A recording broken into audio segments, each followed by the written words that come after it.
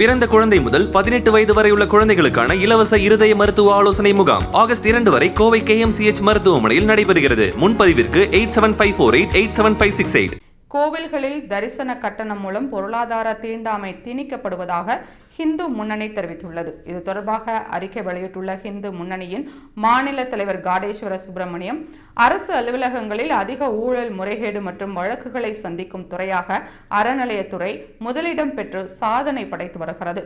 மற்ற துறைகளில் மக்களுக்கு சாதகமாக செயல்படுவதற்கு லஞ்சம் வாங்குபவர்கள், ஆனால் கோவிலுக்கு தானமாக கொடுப்பதற்கு மக்களிடம் லஞ்சம் வாங்கும் விநியோகத்தை இங்குதான் பார்க்க முடியும் என்று தெரிவித்துள்ளார். எவ்வளவு வருமானம் வந்தாலும் தரிசன கட்டணத்தை உயர்த்துவதிலேயே அமைச்சர் சேகர்பாபு குறியாக இருக்கிறார் என்று விமர்சித்த காடேஸ்வர சுப்பிரமணியம், தரிசன கட்டணம் மூலம் பொருளாதார தீண்டாமையை திணித்துள்ளார் என்று தெரிவித்துள்ளார்.